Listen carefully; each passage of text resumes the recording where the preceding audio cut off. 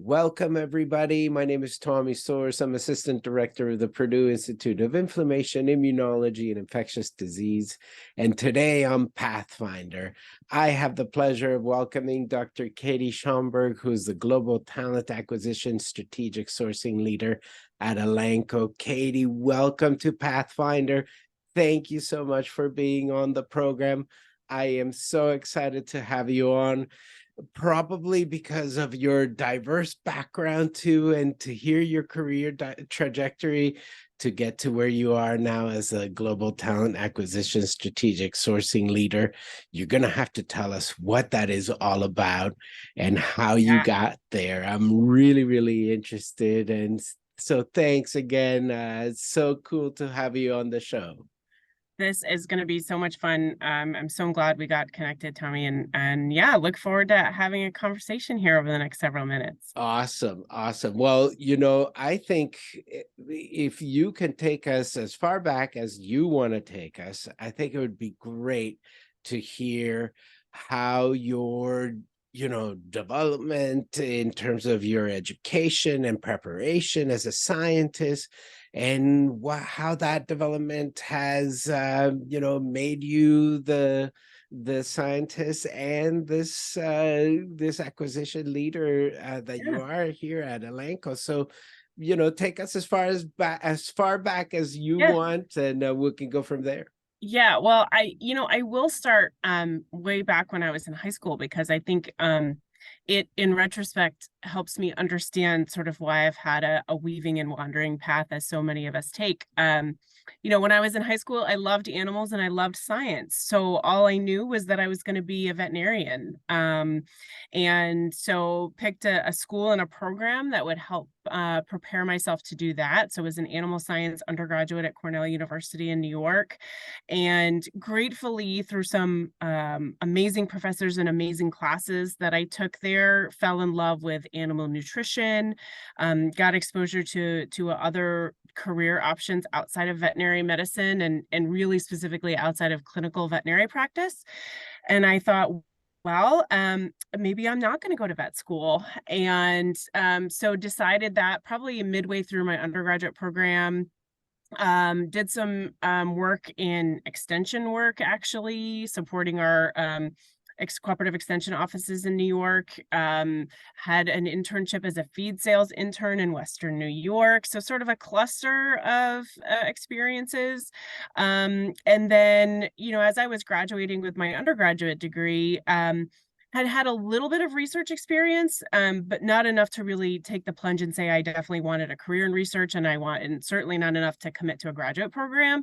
So I got an internship at the National Zoo in Washington, D.C. in their conservation biology lab. Was basically a lab rat for about a year, and then through a individual that worked in our lab, had opportunity to become a research scientist at the University of Maryland, working in poultry nutrition. Growing up in upstate New York, knew very little about poultry and birds, but quickly realized those transferable skills that you can apply to just about anything, and had a lot of fun working in that research area. So by that point, I had enough research work experience to say, okay, yeah, I want a career involving research, and was prepared to commit to graduate school. So then did a master's at the University of Maryland in their Animal and Avian Sciences department. And at that point, was on an academic path. So thought I was going to want to be a faculty member somewhere, and was going to obviously then need to pursue my PhD. And because of the research area that I was really interested in, decided to go back to Cornell to do my PhD, studying dairy cattle nutrition and metabolism around the time of calving, and still was on an academic path. And so did some postdoc work in the same department at Cornell, but with a different faculty member.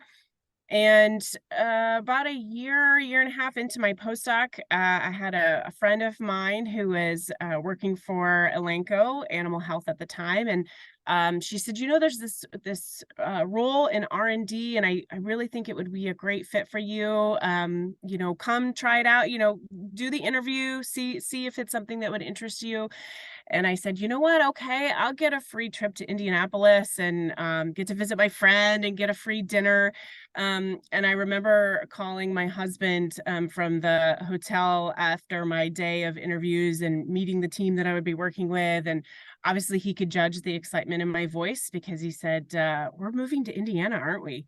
And I paused and I said, think I think we might be. Yeah. So gratefully the next day they called me and gave me my offer, and through some consideration, obviously, mostly transparently, the consideration of that move from the East Coast to the Midwest, decided to take a plunge and see what the Midwest was all about, see what a career in industry was all about.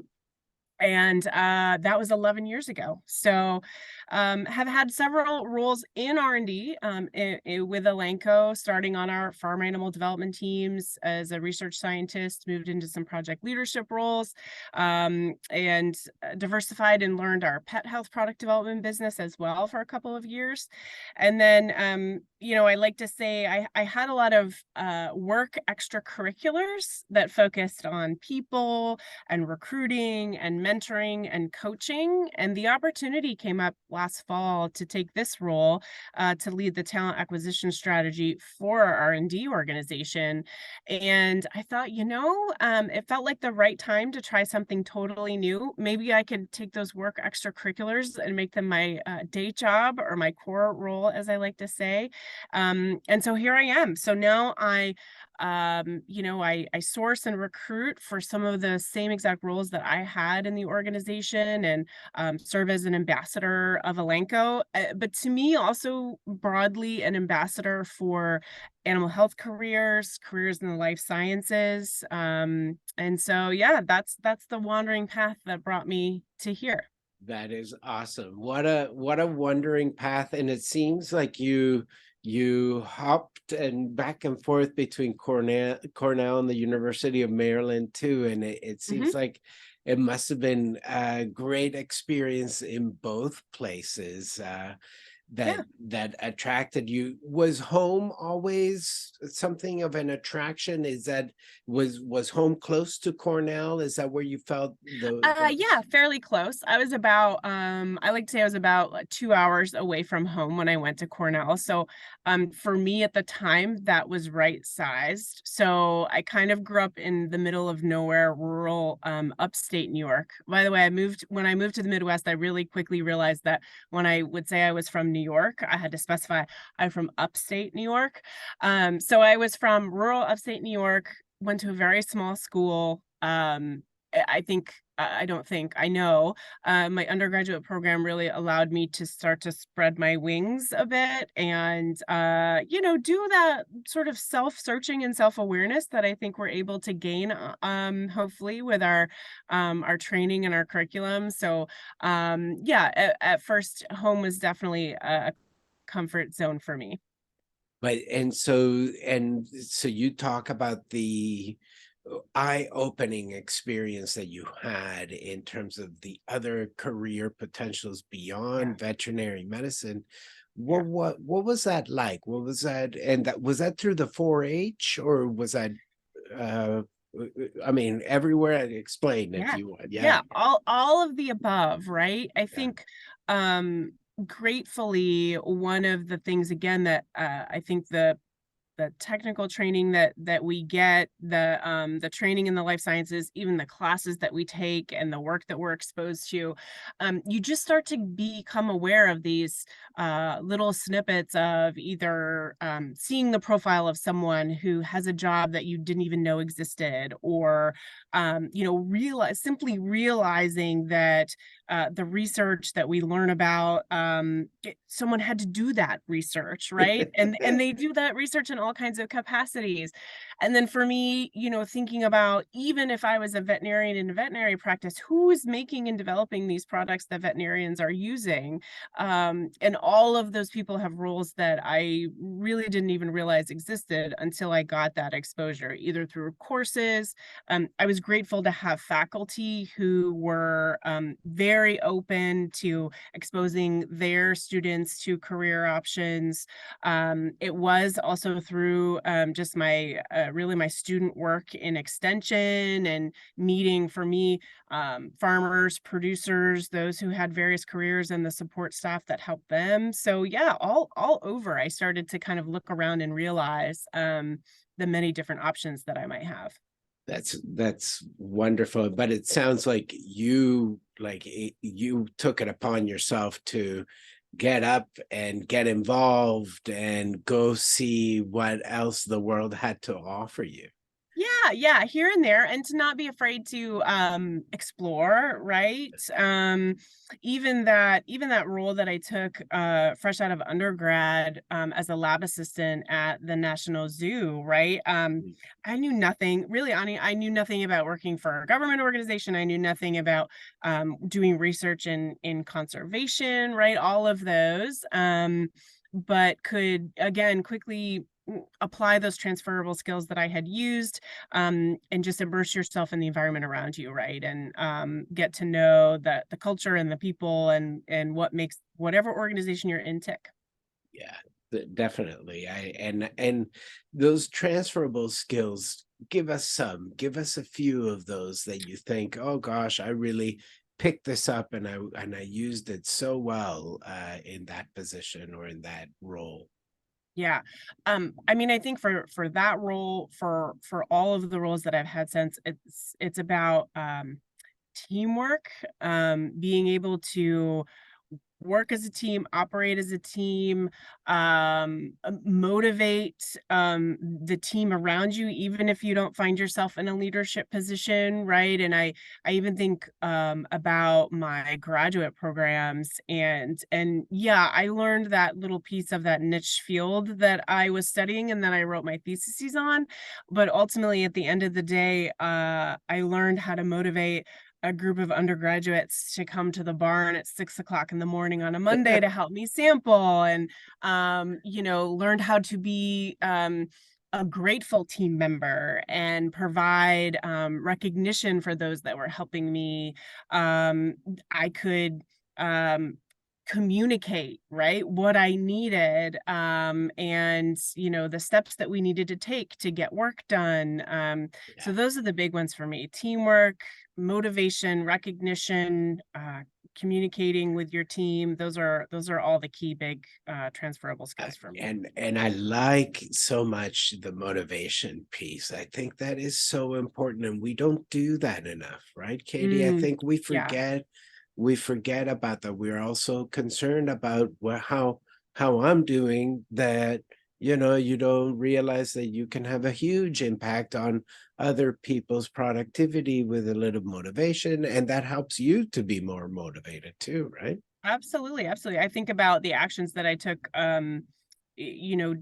when a study would complete, doing a debrief with the clinical team, with the clinical staff that had helped us, right? Here was the outcome. Here's what we're gonna do next, right? Just I had sincere notes of appreciation to say, oh, thank you for giving us the context. And doing that before we started the work too, right? Why in the world, why are we taking a sample every hour? Like, please tell me why why am I going through this painful process?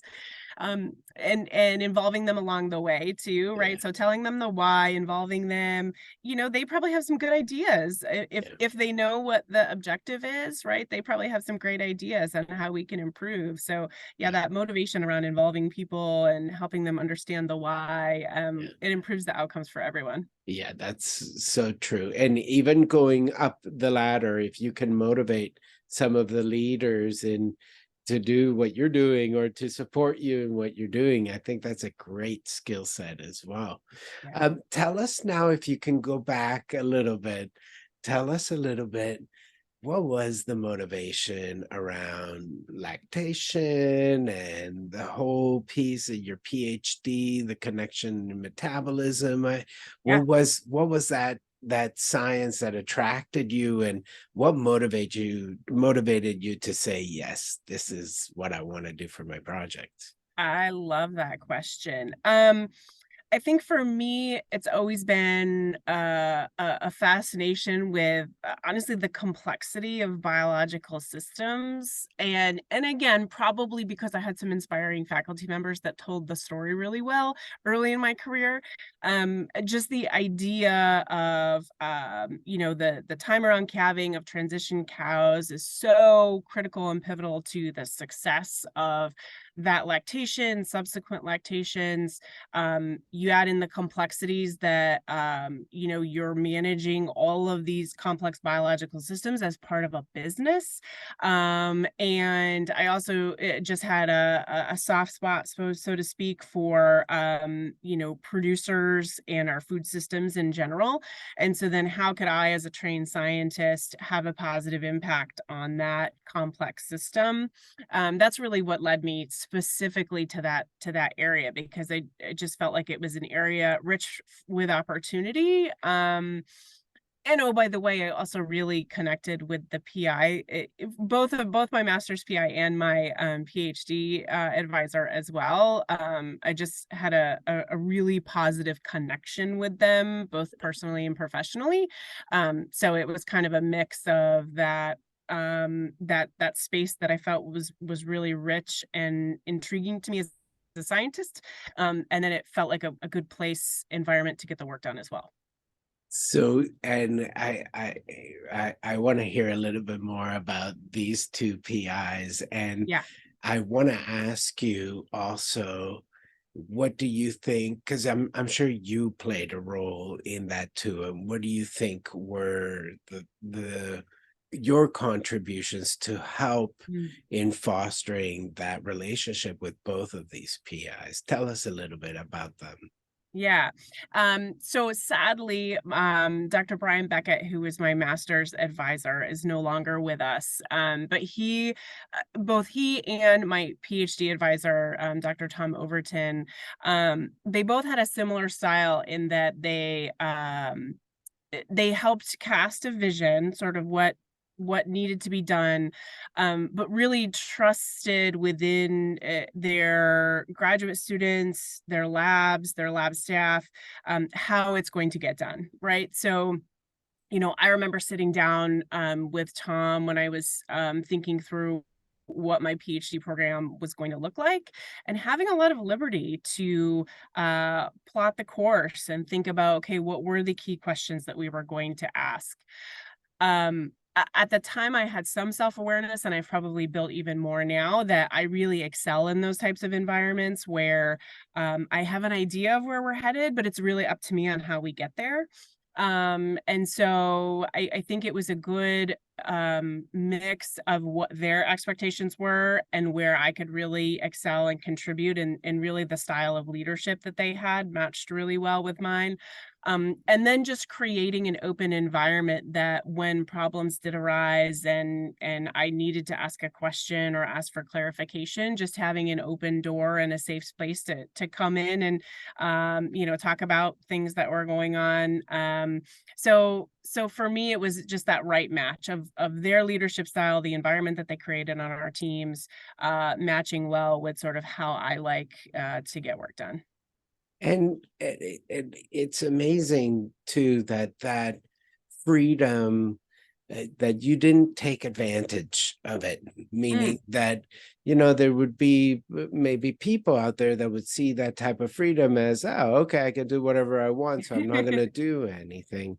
Um, did any of them explain to you, and I'll ask you point blank because this has been on my mind, especially as I've continued to interview people on Pathfinder, Mhm. is this transition of when we go from being a student to then now being responsible for teaching ourselves. And Mm. did they explain to you some of that they are really there to advise you as your advisors for your master's or for your PhD, but it's really up to you, whatever thesis that you're going to do, whatever questions, and as you said, how you're going to map it out for the next, 4 or 5 years of your journey through the PhD. Yeah, that's an excellent question. I think for my master's degree, I definitely wanted and required a higher level of guidance, right? Because I didn't have the experience yet. I didn't necessarily have the skill. So I think there was an appropriate level of guidance there. But then I definitely did feel sort of an increase in my ownership, I guess you could say, as I started to reach the end, right? I had built that trust. I had probably demonstrated a couple of times, right, that I had the clout, so to speak. Um, but then I definitely remember going into my PhD program, and I don't know that it was phrased exactly how you put it, but there probably was just an open communication of, look, I'm here when you need me. That this is your program, make it what you want. And yeah, I'm sure if I had just completely gone rogue, there would have been some level of discussion that happened following, but I was grateful to have that ownership.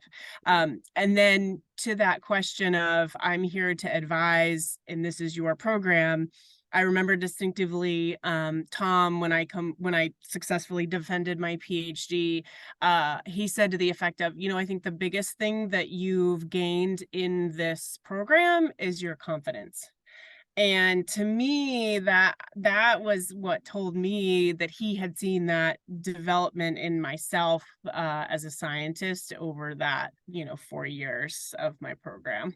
How wonderful. What a great feedback that you got, because I think, and if we could hear that feedback from our advisors at the end, it does help us to continue to build on that confidence, Yeah, with the notion too that we never stop being students, right? uh-huh, There are always people that teach us stuff, as long as we continue to be receptive to learn and receptive to be teachable, but also to know that, hey, it's up to you. It's what you're going to do with it, and how much effort you going to put, and how much of an expert you're going to become at whatever you're doing. yeah, But it's that, I see this time and time again in this program where I can, in the storyline as they're developing, I can see that level of, I guess that level of certitude or confidence in what you're doing and being able to take responsibility. It's so yeah. awesome to have that.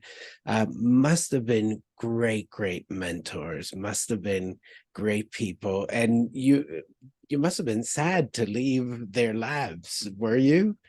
Yeah, gratefully, I've maintained that connectivity, right? So unfortunately, as I said, Dr. Beckett is no longer with us, but honestly, Tom, my PhD advisor, would be the first to admit that we're basically still like family, right? So we connect often. He's certainly still very much a mentor and coach of mine, right? I reach out to him when I need advice or want to run something past him. He continues to serve as an advocate and a sponsor of mine. So yeah, as sad as it was to leave and leave that special environment that you have as a graduate student, I'm grateful that not only did I have support with my advisors, but with my fellow graduate students and other people in the department. It is sad to officially step out of that community. And so again, probably not surprisingly, that's how I found little ways to stay connected as well. And so tell us those little ways, and how are they important for you in your life personally, if you don't mind sharing, Yeah. but also in your career and as you've developed. Have they been a part of your success, you think? Oh, absolutely. As I said, I've had my work extracurricular. So pretty early in my career in R&D at Elanco, I started to realize that I had opportunity to get involved in our internship program, for example. And so in our internship program, right, we have undergraduate and graduate level students coming and spending a summer with us. They need coaching and mentoring from industry professionals. And so just connecting with those students, and, sharing my experiences that I had when I was a student, and reflecting on that now as an industry professional. Then I, got specifically involved with campus recruiting efforts and supporting that, and then going to campuses and helping recruit students for both our internship programs and full-time opportunities as well. I have an adjunct faculty position in the Department of Animal Science at Cornell, which helps me get back to campus. And honestly, most of the time when I do, I'm talking about my career and career path, and connecting in various classes and seminars about career paths in the life sciences and animal health. So I find those opportunities to get back to campus definitely refreshing. It sounds like you've been a Pathfinder for quite some time. I'm glad we Probably, caught yeah. up with you Yes. too. Yes. That's awesome. It's along the way people tend to find that some of the extra work that they do is also fulfilling in that sense, and it feeds into their day-to-day, into their activity. Do you think those recruitment efforts and that extracurricular type of role, do you think that helped you get to this global talent acquisition? Oh, absolutely. And Yeah. as is always the case, at the time, that's not why I was doing it. And that's not, I didn't think, oh, this will be great that I had these experiences when I have a role in talent acquisition, right? This is all retrospective, right? As I like to say, the light bulb went on where I said, oh, all these things I've been doing on the side, I can do that full time now. So yeah, retrospectively, definitely helped me start to hone some of those skills of finding candidates and recruiting, and also lots of opportunities to increase my networking capacity and skill. Those extra activities, that sort of discretionary effort that I've spent connected me with people at Elanco that I would have had no other reason to connect with, due to my roles in R&D, right? So one of the other areas that I've been a champion for is our diversity, equity, and inclusion efforts as well, and held leadership roles in that space. So that's another area, in addition to the talent and recruiting piece, the diversity piece, and just connecting with leaders across our whole organization globally, to talk about those, to provide whatever skills and tools I can, right? Those were the things I was doing with that discretionary effort that allowed me to hone some of those skills early on, but then just increase my connectivity across the organization as well. It's almost thematic though with you, Katie, that like you do things and because you find them fun, and then you end up like, oh, moving to Indianapolis, Indiana, or whatever, to get into a new adventure that you are already prepared for, because you did some of that extra work. You put the TV remote down and you're like, no, no, no, I'm gonna go do something else. But that, I mean, it sounds like to me like the guidance there is go get involved, go out, go Yeah. do things, because you're gonna pick up so many other skills, as you said, that you're gonna put them in your tool belt, and who knows when you'll need them later. Yeah. Yeah, absolutely. And that's why I encourage students at all levels, right? If you have capacity, take on those things that you find interesting that may not be directly related to your core area of study. Who knows who you're going to meet? Who knows the random connections that you're going to make? And I guess, as you've described here, you never know when it'll come back and serve you to the positive for a role or an opportunity that you have in the future. Exactly. And, I admire those scientists that go out there and take the English writing, creative Oh writing yeah. courses, and you're like, wow, that's awesome. That's because you're really going to hone in a new skill that you didn't have before. And it's great. Tell us a little bit, if you can take us back though, because you described it as like, well, I was gonna come to get interviewed in Indiana. We're gonna have dinner with a friend, and it's not gonna be anything. It's just gonna Yeah. be fun. And then like realizing, oh my, there is something here, and I'm gonna move my family here. Yeah. Yeah. What was that like? It was scary, Yeah. right? I think that it was, I think what I took time to do was, like, think about what my priorities were at the time, right? And in any given time, you have a mix of priorities that are personal and professional. I think we often, especially when we're early in our careers and we're coming from esteemed institutions, right? You think that you have to base all of your decisions on where you're going to be able to be the best of the best and what's the best program, and aside of anything else, right? I need to go somewhere that's going to be impactful and successful. And yeah, that's an important piece. But yeah, for me, it was evaluating, okay, I have a husband and I had a young daughter at the time, and what is that going to mean for us? What opportunities are going to be there? So for us, then it was arming ourselves with a little bit of data. And once we started looking, and I say we because it was a team decision with myself and my husband. Our daughter was 10 months old at the time, so she didn't really have too much of a say. But it was, oh, okay, well, we're going to have support to find housing that's great for us.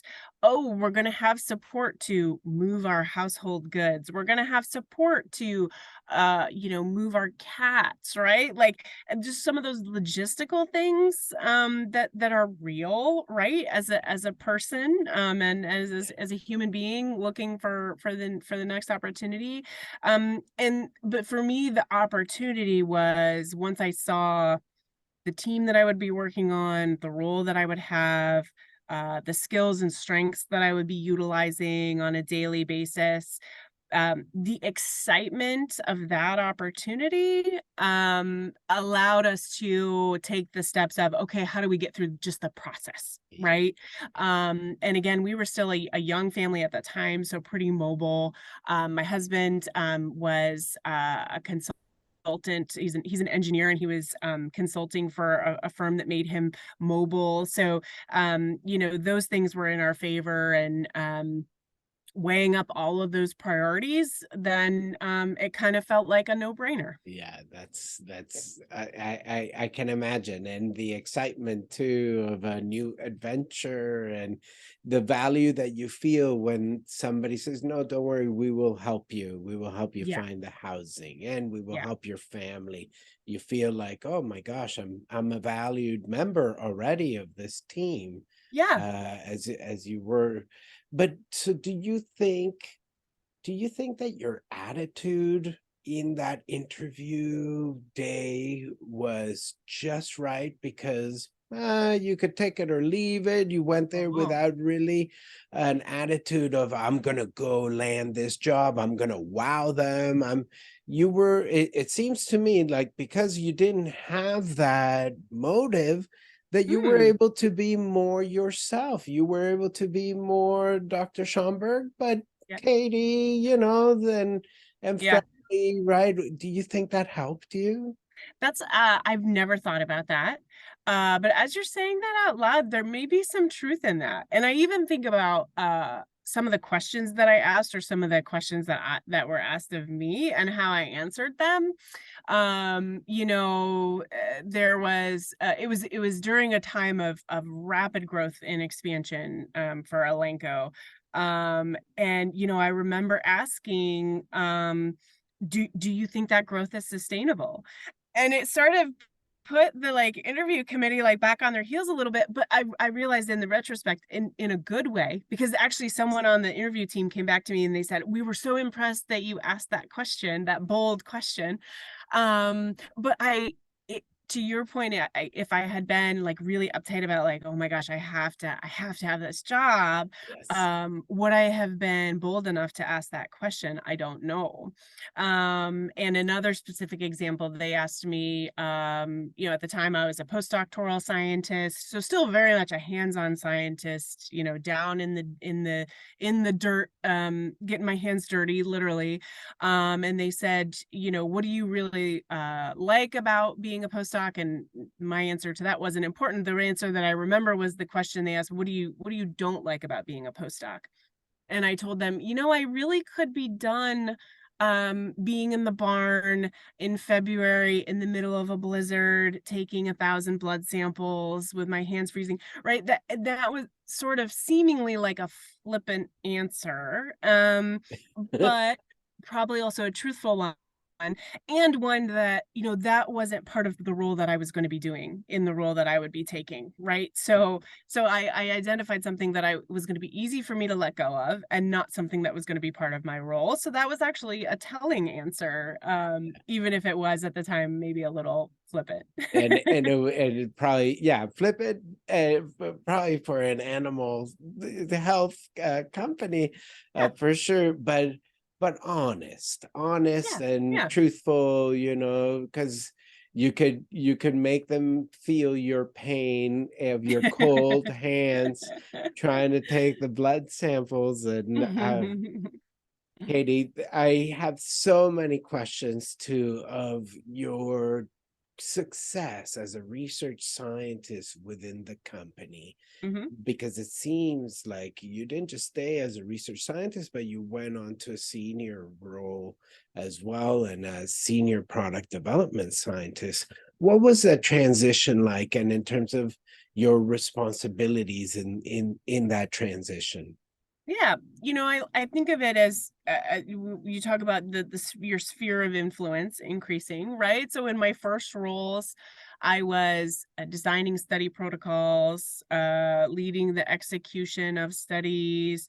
As I got experience there and got to know more, the inner workings of Elanco and our teams, and how, I had never developed animal health products, right? So once I got familiar with the area and the field, and got more experience, honestly, then it moved from individual project ownership to, I was handling the whole efficacy, approach to a project, right? So multiple studies, how they're all interconnected. At that time in my career, started to really scratch the surface on, okay, I'm an efficacy scientist, but how does that impact the safety scientists? And the data that we're generating, how does it impact how chemistry and manufacturing are going to develop the products and the formulations and scale up to manufacturing? And oh, by the way, we have this marketing team that's very interested in this work that we're doing, and how it'll eventually resolve itself into a product, hopefully, and how will they sell that, and what value will it deliver?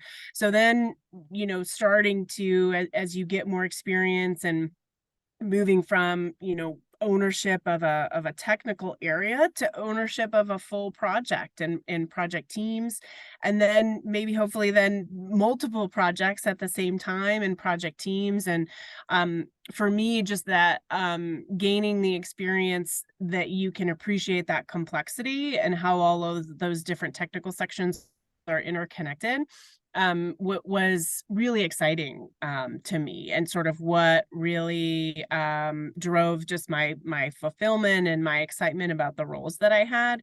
And again, it was about not only learning those areas, but the people, and connecting to those people, and again increasing that sphere of influence, that networking connectivity, of all of a sudden now I'm in marketing meetings as a scientist. That was a lot of fun, as sort of I moved up the ranks, I guess, so to speak, and got that larger sphere of influence. So, and I that resonates with me, and I think it would resonate with a lot of people. You did get to do other things other than benchtop science, and as you Oh move yeah. through now, you were also part of these other conversations. Was it Was it challenging at first with the lingo, or do you find, oh no, you could pick it up fairly easy if you were talking about marketing or about business or about whatever other topics? Yeah, sure. Certainly challenging. It doesn't come overnight. Like you said, it's half of it, or probably more than half of it, is learning the language, right? So as you first start out, you're maybe a little quieter, and then, as I described to a group of students recently, you sort of find your voice, Yeah. and find those opportunities to interject and provide feedback, and be a sort of active contributor maybe in the process.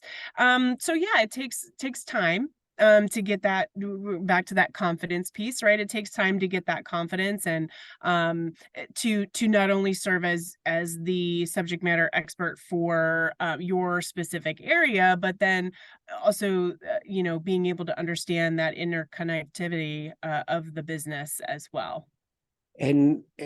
So the listening part too, Mm. how like how do we become better listeners? And I always tell my kids, hey, you have two ears and one mouth. You better listen twice as much as you talk. And Yeah. that balance, how is that balance in industry? Because many times in academia, as you're developing your skills and so on, you're asked to voice your opinion and so Mm. on. But it's probably different in some of these meetings that you've had within the company, where you're not asked really your opinion, but you're there and you're Yeah, learning. it's interesting. I actually, very early in my career, like when I was just starting with Elanco, I actually was more uncomfortable with people asking for my opinion. I think because I was coming from the academic environment where you are sort of continuously feeling like you're proving yourself, and of course, having just come off of defending a PhD, and then having, a postdoc for a time, but you're in that mode of constantly proving yourself, I think, especially as an early career academic. And then all of a sudden, here I was, the new kid on the block, and people were asking for my opinion. And part of that was probably I may have been surrounded by good mentors and coaches, right, who saw the opportunity to ask, to kind of get me warmed up a little bit, maybe.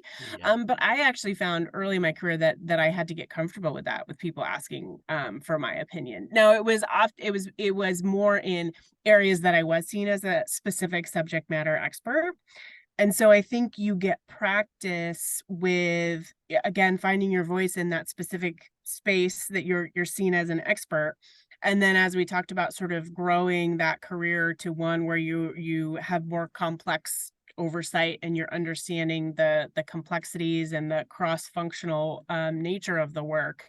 You maybe built up that confidence enough that you have a little you're a little more eager to voice your opinion. So for me, I think it's a mix of both. When I first came in, I was like, oh my God, like, leading with trust. Wow, we're really leading with trust here. You're asking me what my opinion is. And then kind of going through that learning phase.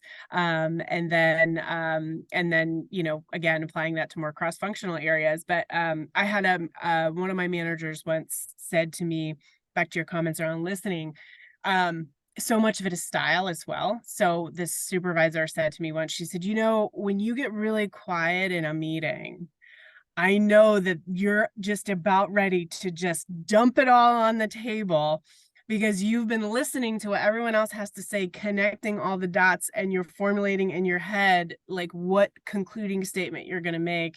And she's like, I always wait and make sure that if Katie's been quiet for a while, I give her a moment to just like let loose. And I kind of laughed at that. I thought that was pretty funny, and probably not untrue, as then I watched my behavior after I got that feedback. But and also so telling too, at least for me, revealing how much care there is within the company Hmm. to help you as an individual, help you be your best, Yeah. but also this notion that the leadership and the people that you're working with have also this almost feeling that, you know, working with people and that relationship, the dynamic of working with different types of people is Yeah. also extremely important and something to be studied, because I'm sure that Yes. criticism that you get is because that supervisor studied you during the Yeah. meetings and Yeah. knew your patterns and Yeah. knew how to work with you and knew to give you that a little bit of that extra time. Tell us a little bit about this, Katie. Yeah. And we've heard in this program before as to, like, there are programs, what was that, insights that Yep. you guys use, right, Yep. to Yep. learn about the different styles and the different types of people management and so on. How do Yep. you work with them? Tell us about this type of software or this Yeah. program. Yeah. So as you said, we at Elanco use insights. As you said, right, there's all different sort of specific tools, and whether it be colors or words or numbers or whatever it may be, they all sort of follow the same, Myers-Briggs sort of classification on a scale of introvert to extrovert, thinking, feeling, judging, all those things. And so, yeah, around the data, of course, we're R&D folks, so we love data, but the opportunity to take an evaluation and have a report, right, that tells Yes. you probably more about yourself than you want to admit. But then for us, the importance is, how do you put that into practice? So, I know, right, that my team is made up of XYZ individuals that find themselves on all areas of these curves. How do I best communicate with each of those individuals? Back to my PhD advisor, I had explored some of this actually as a graduate student, as part of like our graduate student association training. Um, and I remember going into my PI's office one time, and I said to Tom, I said, now I know why that we have to talk about the weather and your kids and all of that stuff, like, before we get down to business. And we had another graduate student on our team that would just come in, and it was all business. Boom, boom, boom. We're good. Let's go. And the difference in those personality styles, and that's okay. And actually having people on your team with those diverse styles and those diverse perspectives will give you better outcomes. But then, especially you as a leader, how do you effectively communicate with each of those different styles? Also be self-aware of your own style and how it either thrives or does not thrive in the team environment that you're on. We spend a lot of time in really training and development and understanding, okay, have awareness now that we have individuals with all of these different styles. Yeah. How do we then translate that to doing better work together? Much of it obviously is around communication, obviously not all of it, but that's a pretty heavy lift in terms of how you effectively communicate and use it to our advantage, like I said, those different styles. Yeah, and so many, so many different ways of approaching those styles. It's something, and with what you do now, I, I'm curious to know. We hear a lot about, okay, what should you do? What guidance and so on and so forth. But I'm curious to hear, what are some of the common mistakes that candidates make when they're Mm, applying for a position that you should, try to stay away from, and certain things that you see that are common that this is why you didn't move through in your interview or whatever it could have yeah, been. yeah. Well, because I'm ever the optimist, I'm going to spin your question and talk about what I see successful candidates doing. Okay. Because it's hard for me to talk about the negative about what people are doing. Um, for I me, hope it's you found this out through your insights. that's right. Thank you very much. That's Okay. right. That's right. And also, it's also when you take something to the extreme, right? That can be a negative as well. But no, for me, it's being able to tell your story. Um, I, Look, we see a ton of highly qualified candidates. being able to articulate the work that you've done, the value you've contributed, your skills and strengths, that is what you need to be able to do. Because yeah, I can look at a CV, a resume, a piece of paper and check the boxes and think, oh yeah, this person has all of the technical skill that they need.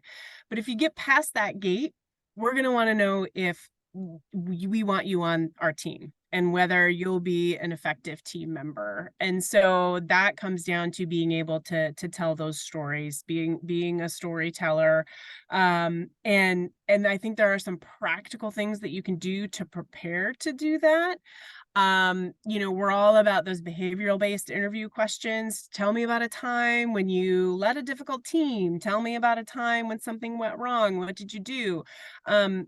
But I know the first couple of times I went through those interviews, I was like a deer in the headlights. I had no idea. I had never done anything like that. And the reality is that's not true. We all have experiences and diverse experiences that we can pull from to answer those questions, but you have to be consciously thinking about them. So I tell students, candidates who are preparing for those types of interviews, go through your bank of experiences, go right down through your CV or resume and think about, oh yeah, even when I was in that graduate class and I had to do that group project and it was horrible and I had to take charge and motivate the team, right? Go through each of those chunks that you have on your CV and think about the experiences that you had as part of that, because that's the storytelling that you're going to need to do to convince me, to convince the hiring manager, that we want you to be part of the team. So I don't know if that answers your question or not, but that's where I see candidates when they excel. Yeah, it does. I think it does, even though I asked more of the, what are common mistakes that Yeah. people make or things that people shouldn't be doing, that you see common things happening. There are ways that people can jazz up their resumes, or that, does that really work? Should people be paying for getting their resumes with the right keywords and so on and so forth? Is the industry for recruitment changing in that way? That's a really good question. I think a little bit depends on the size of the organization that you're applying to and the types of roles that you're applying to, honestly. Maybe I'm gonna divulge some dirty little secrets here, but our organization right now is such that it's the size and we have the team and the capabilities, that we're not necessarily going through a lot of like automatic screening exercises, right? Where if a CV doesn't have XYZ keywords in it, it automatically gets kicked out. Now we are going through, human visual screens. Yes. And so it never hurts, and you need to have, right, those keywords. Looking through a handful of sort of your ideal job types, and paying attention to what kinds of keywords are in those job postings, those job descriptors.